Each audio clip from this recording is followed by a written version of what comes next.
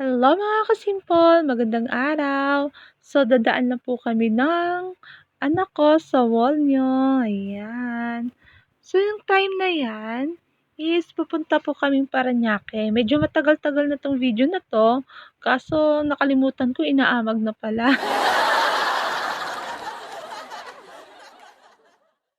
Kaya heto, magpaganda muna tayo saglit para kahit papaano naman magmukha tayong tao. At natawa nga ako sa anak ko diyan. Kasi panay tanong, panay papansin, tapos panay tanong kung bakit daw ako nagpaganda, bakit daw ako nakabihis, saan daw ako pupunta. Eh, di niya alam, isasama ko siya. So, niloloko ko lang po muna siya kasi nga ang bagal-bagal niyang kumain. Kaya ayan, busy-busy ang nanay. Samantalang yung anak panay papansin, hindi pa sumusubo. Kasi sobrang bagal niya talagang kumain. Kaya ayan, magpaganda muna si nanay. So, lipstick muna. Tapos, talagang ano, sa pagkikilay, hindi talaga ako marunong. Kaya nahihirapan talaga ako sa pagkilay. Kasi makapal naman yung kilay ko. So, minsan talaga may time na parang gusto kong magkilay-kilay para iitim lalo. Pero hindi talaga ako marunong, guys. As in, ang hirap-hirap mag-drawing.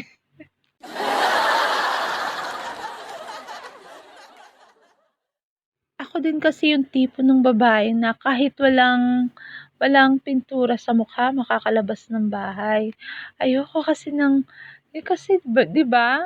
Yung iba nasasanay na kasi kaya gusto nila laging gano'n.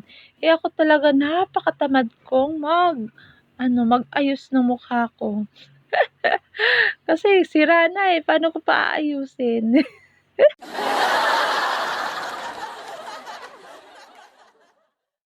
Oops, just for fun only. Gusto ko lang kayong patawanin. Pero seryoso talaga, as in, hindi talaga ako gano'n, hindi talaga ako marunong magkilay. So, minsan lang din ako nagpapaganyan, naggaganyan-ganyan, naglagay-lagay ng mga kolorete sa mukha ko, depende sa mood. So, yan kasi nasa mood ako, tas habang inaantay ko yung anak kong kumakain, ayan. So, nagpapaganda-paganda muna, oh, 'di ba? Pero kahit anong ganda pa yung gagawin natin, kung pangit naman yung kalooban natin, so wala pa rin yun.